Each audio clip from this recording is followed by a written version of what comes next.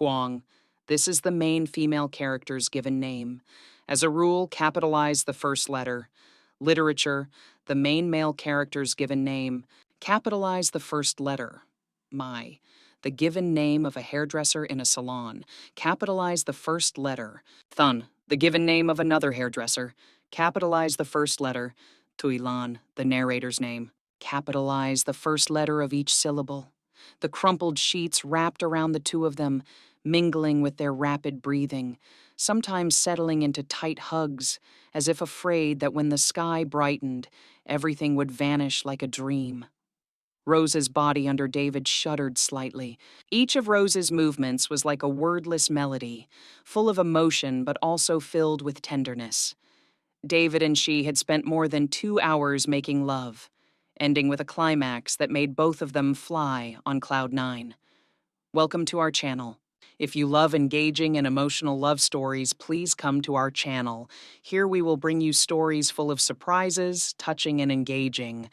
Don't forget to subscribe and turn on the notification bell so you don't miss any interesting stories. In today's video, we would like to send you a story called The Owner Without Her Husband, narrated by Jane. Please watch. David stood in front of the Purple Hair Salon, his back drenched in sweat. The purple sign was like the cotton candy he often saw at the fair. The shop was small, but through the glass door it was shiny and sparkling like a jewelry store. David was both nervous and excited, thinking to himself, I wonder if anyone will accept me as an apprentice. Looking at me like this, they'll probably kick me out. The glass door swung open. The sound of the bell ringing startled David. Then she stepped out, like a living proof of charm beyond all conventional standards. She was not very tall, with a plump figure, flawless white skin, as if she had just stepped out of a skin cream advertisement. Her eyes were sharp, always shining with a teasing look, as if nothing in this world could make her sad for long. Her brown hair was wavy and bouncy. The ends were slightly curled and fell carelessly to her shoulders. She wore a burgundy camisole. Her breasts were high and sexy. Her slender shoulders and collarbones were seductive. The black pencil skirt hugged her slim waist and long legs. Her crystal-like high heels made each of her steps echo gently but powerfully. Her lips were painted a bright red, and as soon as they met David's eyes, he was confused and didn't know where to look. Rose stood there looking at him from head to toe, her eyes both cold and curious.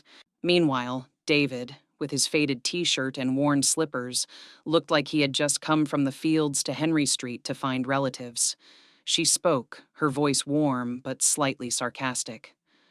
Are you looking for someone, or are you lost? David stammered, his voice as small as a mosquito. Yes, I came to ask to learn a trade. Rose raised her eyebrows and crossed her arms over her chest. The movement caused the tank top to stretch a little more as if in protest. David immediately lowered his head, not daring to look straight. Rose pursed her lips and tried to hold back her laughter. Come here. She walked into the shop, the tight dress hugging her butt, making it sway back and forth, revealing her flawless white bare legs. She walked in, letting the door close automatically, and David hurried after her like a puppy following its owner. The interior of the shop was even more luxurious than David had imagined. From the tables and chairs to the mirrors, everything was shiny, as if it had just been covered in silver. When Rose, wearing a short two-strap dress, sat on the chair, she bent down to wash her customer's hair, revealing 2 round, smooth white breasts that swayed with each movement of her hands. David saw it, his eyes glued to her breasts, and then glanced down at her thighs.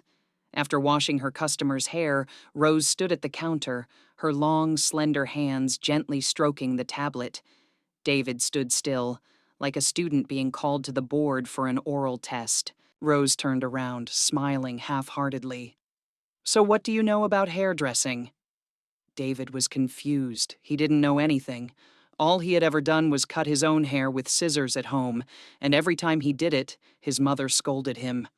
But today, he couldn't miss this opportunity. He replied firmly, Yes, I'm very passionate about it, sister. I want to learn so that Lily can open her own salon. Rose heard and burst out laughing. Passion is great, but do you have any skills, or are you here to look at me? That sentence made David blush. He was so flustered that he stammered, No, I. I really want to learn a trade. Rose chuckled, stepped closer, and looked at him with a questioning gaze. You seem honest, but remember, this is a luxury hair salon, not a sidewalk barber shop. If you can learn, stay. Otherwise, know your way out. While Rose was talking to David, the door opened and a man walked in. He was wearing a floral shirt and smelled strongly of perfume. He plopped down on a chair and smiled leisurely. Rose, I'm coming to you again. Rose glanced, her voice cold. What are you doing here? Washing your hair or disturbing? He laughed heartily. Just washing my hair, but it would be great to have you to talk to. Rose did not answer, turned to look at David. I'll get a towel for the guest. David ran away, his hands and feet so clumsy that he dropped the towel on the ground. Rose sighed and shook her head. Looks like I still have a lot to learn. When David returned, the guest suddenly asked, teasingly, Who is this kid, apprentice? His face looks sillier than the aquarium fish at my house.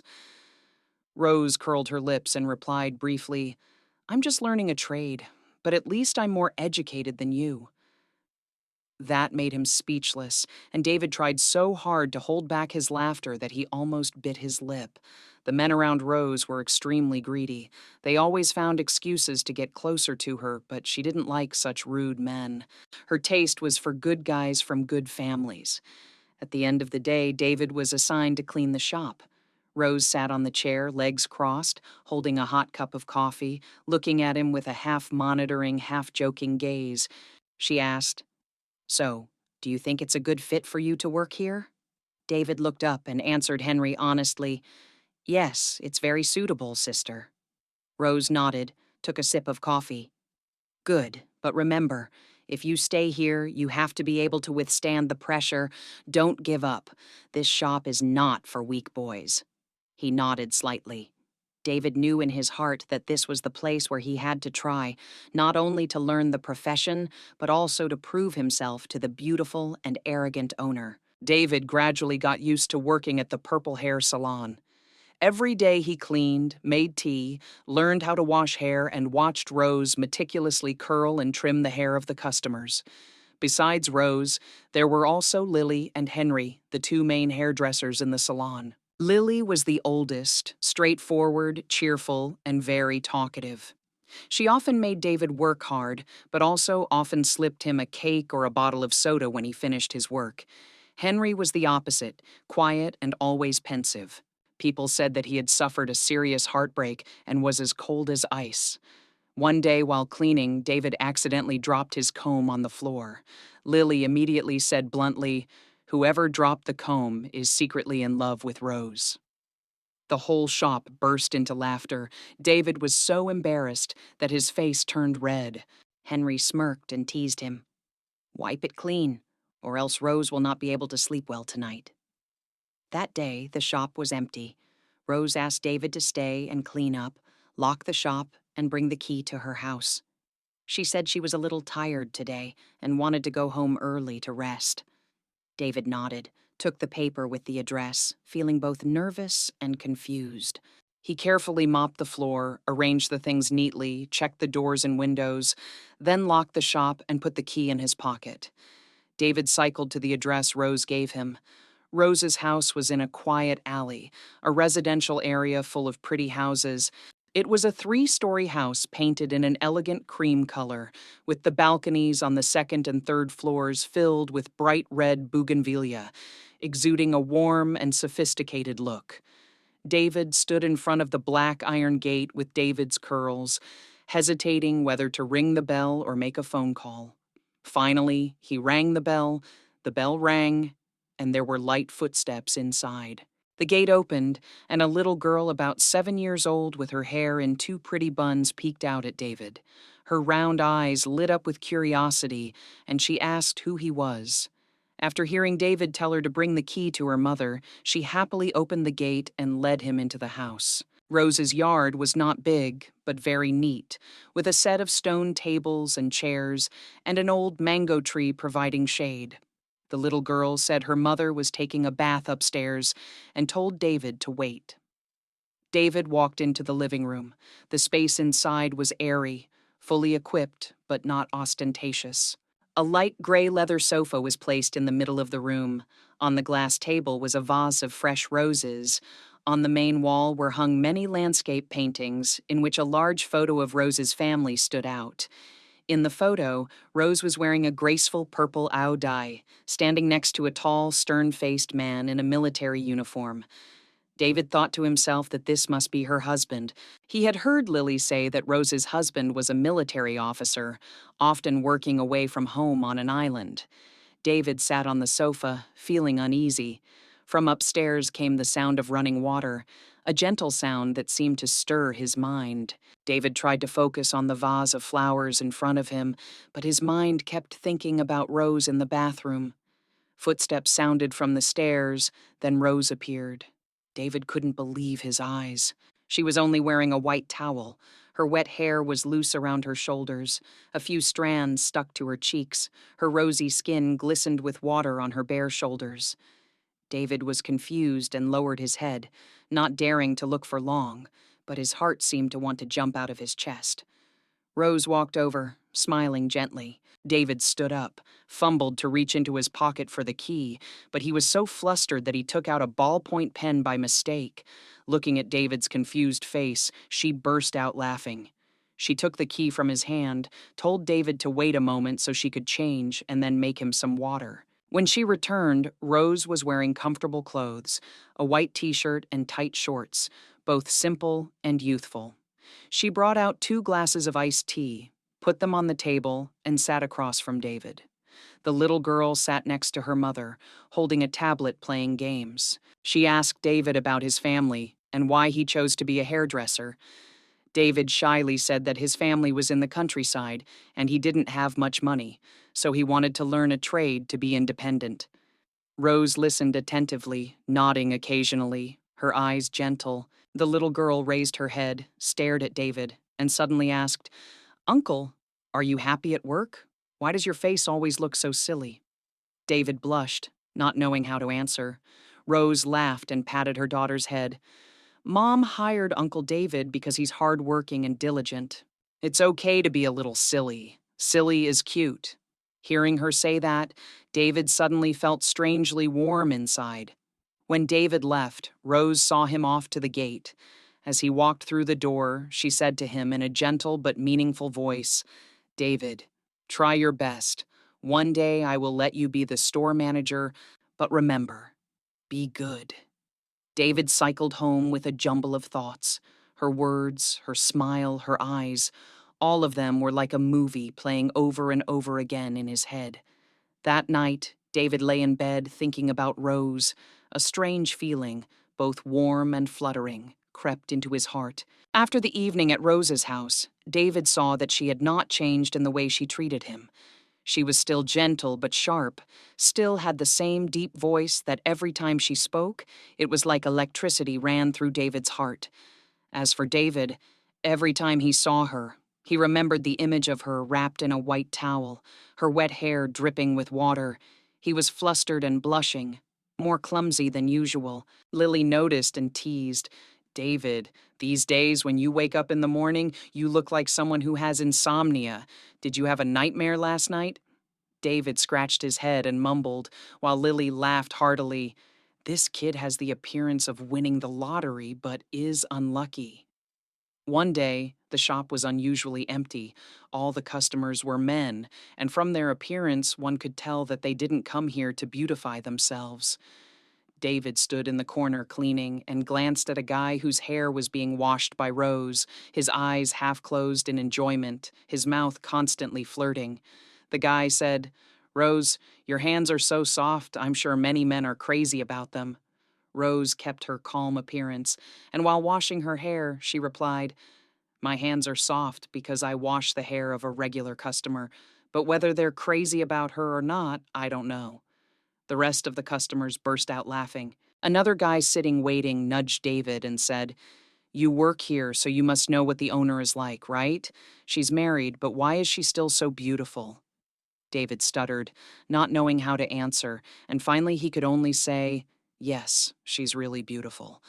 The guy laughed out loud, patted David's shoulder. "If only I were as young as you, I'd try to flirt with her too." David wanted to crawl into the ground when he heard that, while Lily, who was standing nearby, covered her mouth and giggled. In the afternoon, when the customers gradually left, Rose called David over. She said that today she would test his skills.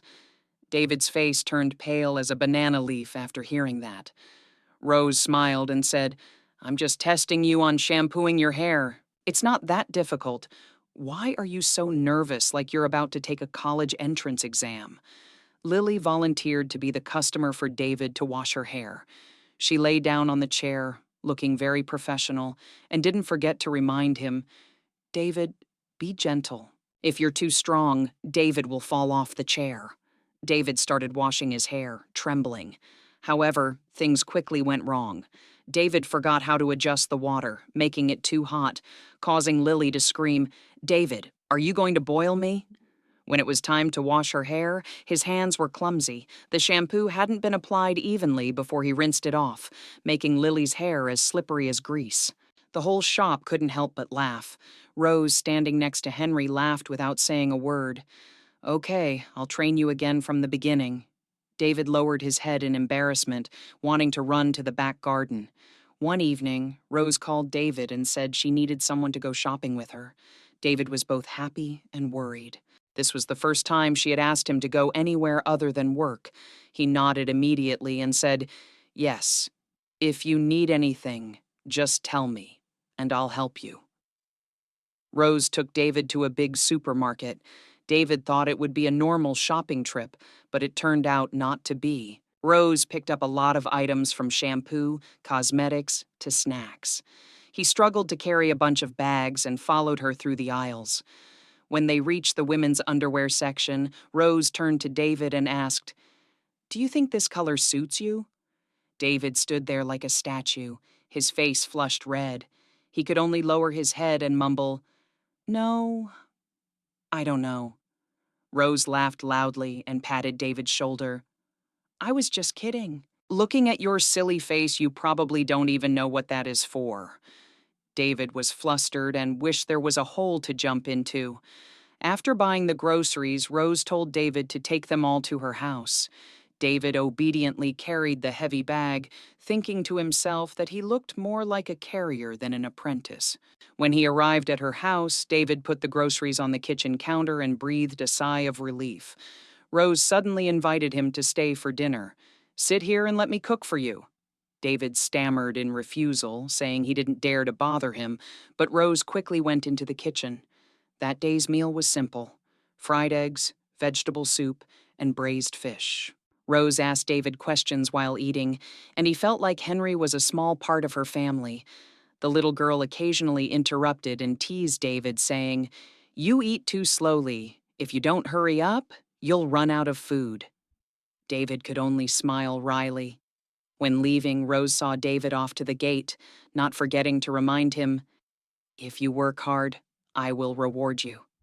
David cycled home, feeling happy but not knowing what he was happy about. Life at the barber shop continued on with many funny and sad situations. David was often teased, but he felt the warmth from everyone. Especially when Rose talked, David felt his heart beat faster. However, he still did not understand the feelings growing inside him, whether it was just admiration for a sister or something else. As time passed, David gradually improved. The clumsy hair washing sessions, the times Henry mixed the wrong amount of sugar and salt in the tea were now just jokes in the hair salon. He started to get used to the job. His washing skills became more skillful, his movements were gentle, and he knew how to chat to make customers feel comfortable. Sister Rose always watched David. Every time she saw him doing well, she nodded in satisfaction. Sometimes she did not forget to pat his shoulder to encourage him. "David, I think you have a lot of potential. Keep working hard like this, Lily. Henry will definitely be the master barber." That sentence was like a dose of spiritual medicine that made David work harder. The days in the salon were no longer just work, but like a small family. Sister Lily still teased David, but now it changed from silly boy to good assistant Henry. Although Henry was quiet, he also started to guide David on small tips for cutting hair. Sister Rose told David to stay and learn how to mix dyes. She stood next to him and gave him step-by-step instructions. David listened attentively, but the scent of Rose coming from her made it difficult for him to concentrate. She looked at David and smiled. David, you've been doing great lately. I'm so happy. Maybe I'll have to give this shop to you in the future. David was startled and stammered. Yes, yes, I didn't dare to think about that. Sister Rose tilted her head and teased, Why don't you like being a manager? Or do you want to do something else? He lowered his head, not knowing how to answer. Her eyes lit up with warmth, but also contained something that David didn't dare to think about. Lately, Rose often asked David to stay after work to help arrange things or make small repairs. At first, David thought it was just work, but gradually those stays became special. One night, when all the customers had gone home, Rose asked David to help clean up the warehouse. They both busied themselves with arranging things, and occasionally Rose would tell funny stories about the strange customers she had met. Once she told the story of a customer who almost broke his chair because he wanted to stand up and dance after getting a haircut. David couldn't stop laughing. Rose also laughed, but somehow David felt that her smile was very different, warmer and more intimate than any smile he had ever seen. When she finished, Rose poured David a cup of hot tea and told him to sit down and rest. She looked at David, her eyes sparkling under the light. David, I really like you. The first time I met you, I thought you were just a clumsy kid, but now I see that you are very good and truly trustworthy. David held the cup of tea shyly. Yes, thank you. Rose smiled. Don't just say thank you, you have to be more confident. Someone like you, if you try hard, will be able to do much greater things. Those special evenings not only helped David learn many things, but also made him and Rose closer. She began to share with David personal stories, from running a hair salon to how her daughter often whined. Once she told him about her husband, whom David only knew from a photo in the living room. She said he was a good man, but his job on a remote island meant that her family rarely got to be together and that she often felt very lonely. But she had to try for her child. Hearing her speak, David felt his heart sink. He didn't know what to say, so he just listened in silence. Rose looked at him and smiled softly. I'm fine. I'm used to it. There are difficult times, but I'm glad to have people like you by my side. One afternoon, Rose suddenly told David to go to the back of the shop. When he walked in, Rose was holding a brand new shirt and gave it to him. David, I think your shirt is too old and doesn't suit a tailor from Sac Tim. I bought this for you to try on. David was embarrassed and quickly refused. No, I don't dare accept it. Rose had a serious face, but her voice was still gentle. This is not a gift. I want you to wear it so that customers will see you as more professional. Come on, try it on. David held the shirt and shyly went in to change. When he walked out, Rose looked at him and smiled. It looks much brighter, right? Lily walked in from somewhere and looked at David and laughed out loud. My goodness, the kid looks quite presentable when dressed up. David scratched his head in embarrassment while Rose smiled softly, her eyes filled with satisfaction. Gradually, Rose gave David more responsibilities. From arranging guest schedules to managing bills, she trusted him with everything. David worked carefully and thoughtfully, which made Rose feel more secure. Once Lily told Rose, David is so good. Do you plan to keep him here forever? Rose just smiled and replied. She believed that she would go further, but now she wanted to keep her by her side. David couldn't hear those words, but he clearly felt Rose's concern through every look, every word of advice. In his heart, Rose's image was becoming more and more engraved, not only as a master, but also as a sister, someone he always wanted to do well in everything to repay her trust. David now no longer just admired. It was something deeper, making him both happy and scared. Was this feeling true? Or was it just a dream that David didn't dare to touch? That day, all the customers had left early, leaving only dim lights in the shop.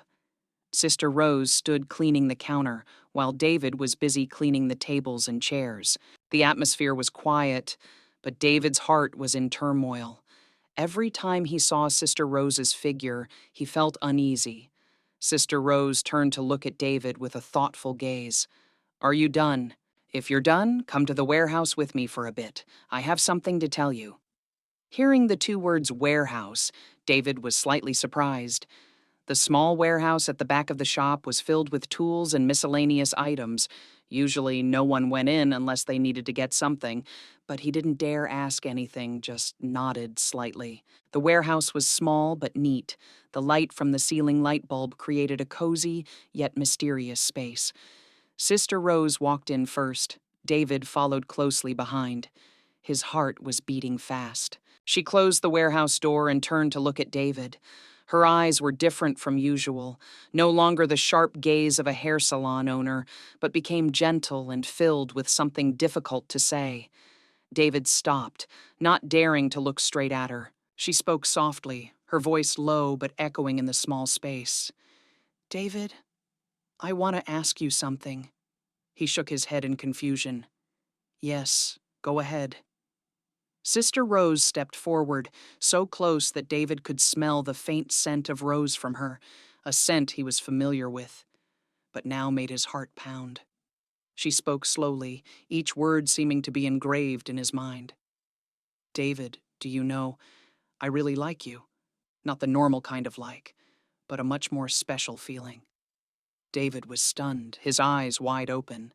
He didn't know how to react. He could only stand there confused. Sister Rose continued, her voice becoming softer and softer. "Since you came here, I feel like my life has changed a lot. I feel happier, more relieved. You are not only a good employee, but also someone I trust and rely on." David was so embarrassed that he didn't know where to put his hands and feet. "Sister, what do you mean?"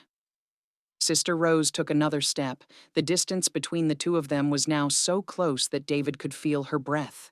Her eyes looked straight at him, both gentle and strong. "I said, David, I like you." David's heart stopped beating. He couldn't believe his ears. Everything was spinning. He stammered, I, but I'm just a kid." Sister Rose smiled softly, reaching out to lightly touch David's shoulder. "Yes, you're young, but that doesn't matter. What matters is the feeling you give me." David took a step back, his eyes looking down at the ground, not daring to meet her eyes. I don't know what to do." "David, can you help me relieve it? My husband has been away on a business trip for so long. I'm so hungry. I'm craving it so much. David, can you help me? I'm so uncomfortable. Do you know that?" She walked over, put her hand on his shoulder, then suddenly bent down and kissed him lightly on the cheek. That sudden but gentle kiss turned David into stone. He stood still, his heart pounding like a drum, his whole body trembling. David lowered his head and kissed Rose on the cheek. She gently closed her eyes, and David placed a kiss on her plump lips. The kiss wasn't strong, not fiery, but gentle and slow. It seemed like the kiss would last forever. David ran his hand over Rose's silky back. Rose clutched David's shoulder. Her breathing began to quicken. David left Rose's lips and slid down to her neck. David's two hands held Rose tightly to his body. Rose leaned back slightly and tilted her head back. David sniffed all over her fairy tale-like face. While being romantic, Rose said, "Be strong. Don't stop." David hugged Rose tightly and kissed her harder. Then slowly David raised his hand to Rose's breasts. It felt so gradual. David's lips still hadn't left Rose's lips. He reached behind and unbuttoned Rose's small shirt. David lifted Rose up and brought her into the bedroom. Rose's arms hugged her neck, her eyes looking at David. Once inside the room, David quickly took off everything on Rose's body. Rose was embarrassed. "Oh, honey, I'm a little ticklish." Rose's voice seemed to be lost. Each word she said was almost broken. But David didn't hear anything. Before David's eyes was a beautiful, idyllic landscape painting. Go turn off the lights, Rose said, while David bent down and placed a kiss on Rose's lips. I'm so shy. That night, the small room was quiet, with only the sound of the wind blowing through the narrow window. The pale yellow light from the old table lamp fell on the wall, making Rose's shadow long and pale on the wall dotted with stains. The room was originally simple and narrow, but since Rose was here, everything suddenly became strangely warm, as if just one breath from Rose was enough to fill every empty space. And then the two found each other in the warmth of their bodies, without any distance separating them. Rose's skin was soft under David's fingers like a smooth silk strip that David could not hold back. Rose's body pressed against David's. The rhythm of their touches became harmonious. Each movement was a strange harmony, as if both of them had been waiting for this moment for a long time. The clock on the wall ticked softly, reminding them that time was never eternal. But in David's arms, Rose let out a very soft sound. That sound echoed in David's heart as an affirmation that time no longer had any meaning. There were only two people entwined, reaching out to each other, not in a hurry, but also not wanting to stop. The crumpled bed sheets wrapped around the two people, blending with their rapid breathing, sometimes calming down in tight hugs, as if afraid that when the sky brightened, everything would disappear like a dream. Rose's body under David shuddered slightly. Each of Rose's movements was like a wordless melody, full of emotion, but also filled with tenderness. The two had spent more than 2 hours making love together, ending with a climax that made them both soar on cloud nine. Finally, when the storm had passed, David lay still, feeling Rose's steady breathing on his neck. Rose rested her head on David's shoulder, her arms around David, as if Rose wanted to hold on to something that she knew wouldn't last long. They had been doing it for more than an hour. Rose was like the dry desert that David had watered enough today. When they were tired, they both stopped and said goodbye to each other to go home. He wondered if Rose really liked him. Was he worthy of her feelings? And did he really feel anything for her? Those thoughts kept swirling in David's head, making it impossible for him to sleep. But deep down, he knew one thing: that kiss had changed everything. David couldn't deny he had long had an admiration, a special feeling for Rose, but he always thought it was just a one-sided love, that Rose would never pay attention to a boy like him. Now that she confessed her feelings, David felt both happy and scared. He didn't know what the future would hold, but he knew that he was no longer the naive boy who first entered the Purple Hair Salon. When he returned to the boarding house, he thought back to what he had just done with Rose. Then he imagined it and masturbated by himself. That day, it suddenly rained. The hair salon had just closed, and the customers had already left early, leaving only David and Rose standing there rearranging their belongings. Finally, the sound of rain pattering on the porch, the wind blowing in cold gusts, made the atmosphere in the salon even more quiet. Rose looked outside and sighed softly. It's raining so hard, I don't know when it will stop. David, do you have a raincoat? David shook his head, running his hand through his slightly damp hair. No, I didn't bring one. With this kind of weather, I probably won't be able to go home early. Rose was silent for a moment, then suddenly turned to David, her eyes both ambiguous and decisive. Okay, I know a motel nearby. Let's go in there to take shelter from the rain for a while and wait for it to stop before going home. Hearing the word motel, David stood still like a statue. All sorts of scenarios immediately came to mind, but then seeing Rose's naturalness, he tried to calm himself down. It's probably just shelter from the rain, nothing more, he thought. The two of them quickly put on thin coats and ran under the pouring rain. The street was deserted, with only the flickering streetlights and puddles reflecting their shadows. Rose walked ahead, her high heels clicking on the wet pavement. David followed behind, his mind blank, but his chest beating strangely hard. Finally, the two of them arrived in front of a small motel, nestled in an alley, the sign blurred under the rain, a red light flickering from inside. Sister Rose turned to David and smiled. Come in here and take shelter for a while. You won't be able to go back in this weather. David didn't say anything, just nodded and followed her inside. The motel was a cozy, but no less cramped space. A young receptionist sitting behind the counter, as soon as she saw Sister Rose and David enter, smiled knowingly. "It's raining so much. Let's rent a room to rest for a while." Sister Rose nodded and responded with a light smile. "Yes, I'll give you a room that's a little more airy." The receptionist handed over the key, glanced at David, then turned back to Sister Rose. "Room 2B, second floor on the left." Sister Rose took the key and turned back to wave at David. "Let's go." When she got to her room, Rose turned on the light. The room revealed a double bed covered with white sheets, a small table next to the window, and an old electric fan that hummed. The air in the room was both warm and a bit stuffy. David stood stiffly at the door, looking around, not daring to enter. Rose turned around and saw his confused expression, and laughed. "What's wrong with you? What are you standing there for? Come in and sit down. I'm not going to eat you." David scratched his head and walked in, but still kept his distance. He sat down on the edge of the bed, his back stiff as wood, and his eyes staring at the ground. Rose closed the door and sat down next to David, her hand on his shoulder, her voice teasing. "David, are you nervous? I just asked you to come in here to take shelter from the rain. What's there to be afraid of?" David smiled awkwardly. "No, I'm not scared. It's just that I'm a bit strange." Sister Rose smiled. Her eyes softened. "Okay, just relax. Consider this a temporary resting place. No need to think too much." Time passed, but the rain still showed no signs of stopping. The steady sound of rain falling outside the window mixed with the soft breathing of the two people in the small room.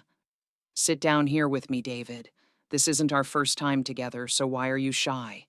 Rose said, then moved closer to David. She kissed him passionately on the lips, making him unable to control himself anymore. David stopped pretending. He picked Rose up and gently placed her on the bed. The two of them didn't say a word to each other, the space now filled with only the sound of rain and the creaking of the old bed. Just then, there was a knock on the door, startling both of them. David looked at Rose, and she frowned as if she didn't understand what was going on. Both of them stopped to put on their clothes. She went to open the door, and her face immediately changed color. Standing in front of the door was Rose's sister-in-law, a woman in her 40s, her eyes as sharp as knives, staring at her. It turned out to be Rose's sister-in-law. Her sister-in-law spoke coldly. "Rose, what are you doing here? And who is this?" Rose stammered before she could say anything. Her sister-in-law looked at David, her eyes clearly suspicious. "This is your employee, right? Why did you two go to the motel together?" The atmosphere seemed to freeze. David froze while Rose tried to stay calm. Rose took a deep breath and replied calmly, "My sister and he just came here to take shelter from the rain. Nothing happened." But the sister-in-law was not so gullible. "Shelter from the rain? There are plenty of places to shelter from the rain. Why did you go to a motel? Don't think I don't know anything." David felt like the weight of the world was on his shoulders. He wanted to explain, but every time he opened his mouth, he didn't know what to say.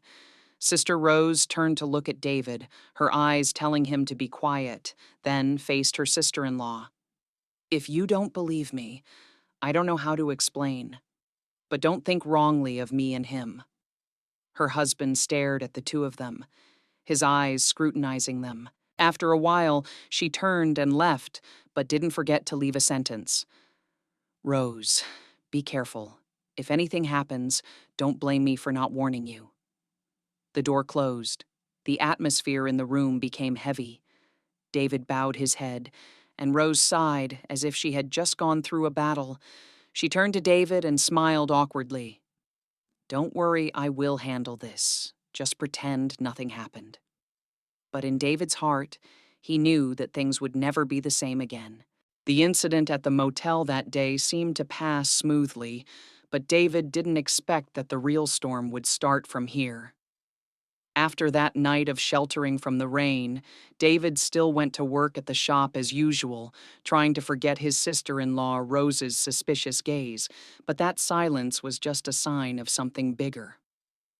One afternoon, when David had just finished cleaning the tables and chairs in the shop, Rose came out from inside, her face showing a hint of fatigue. She handed David a glass of orange juice, her voice hoarse. "David, have some water.